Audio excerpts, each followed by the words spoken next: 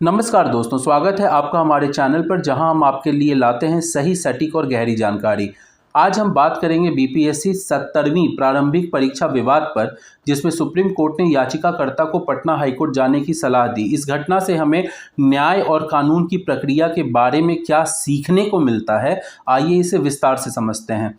13 दिसंबर 2024 को बीपीएससी ने 70वीं प्रारंभिक परीक्षा आयोजित की थी। देश भर में 5 लाख से ज़्यादा उम्मीदवारों ने इसमें भाग लिया, लेकिन कुछ ही दिनों में पेपर लीक होने के आरोप सामने आए। खास तौर पर सवालों के कोचिंग मॉडल पेपर से मेल खाने के कारण विवाद खड़ा हुआ।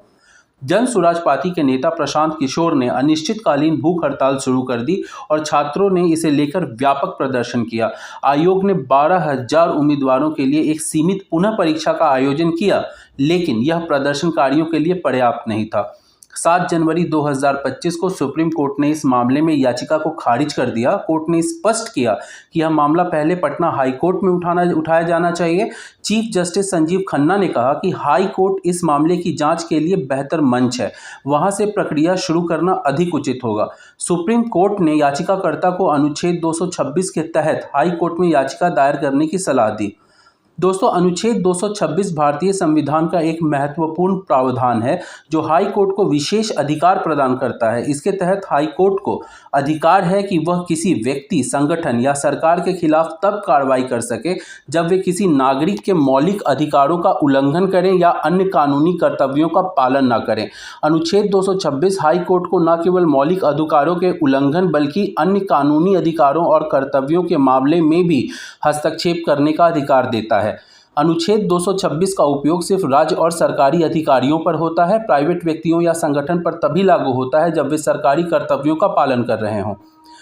यह घटना दिखाती है कि न्याय पाने के लिए हमें कानूनी प्रक्रिया का पालन करना चाहिए। किसी भी मामले में हाई कोर्ट और सुप्रीम कोर्ट की भूमिका अलग अलग होती है। सीधे सुप्रीम कोर्ट जाने के बजाय पहले क्षेत्रीय न्यायालयों में जाना अधिक व्यावहारिक है। दोस्तों, न्यायिक प्रक्रिया समय लेती है, लेकिन यह सुनिश्चित करती है कि सभी पक्षों को निष्पक्ष सुनवाई मिले। इस विवाद ने हमें यह भी सिखाया है कि देश में प्रतियोगी परीक्षाओं को पारदर्शी और निष्पक्ष बनाना कितना ज़रूरी है। परीक्षा प्रणाली में सुधार और मानक संचालन प्रक्रिया लागू करने की मांग को नज़रअंदाज नहीं किया जाना चाहिए। यह घटना यह भी बताती है कि छात्र और समाज यदि संगठित रूप से अपनी आवाज़ उठाते हैं तो उनकी बात सुनी जा सकती है, लेकिन इसे हिंसात्मक और गैर कानूनी तरीके से करना नहीं चाहिए। दोस्तों, यह मामला केवल एक परीक्षा विवाद नहीं है, बल्कि हमारे सिस्टम, हमारे कानून और हमारे अधिकारों को बेहतर समझने का अवसर है। हमें यह समझना चाहिए कि न्यायपालिका पर भरोसा रखते हुए हमें अपनी जिम्मेदारियां भी निभानी चाहिए। साथ ही सरकार और आयोगों को यह सुनिश्चित करना चाहिए कि ऐसी परीक्षाएं पूरी तरह पारदर्शी और निष्पक्ष हों।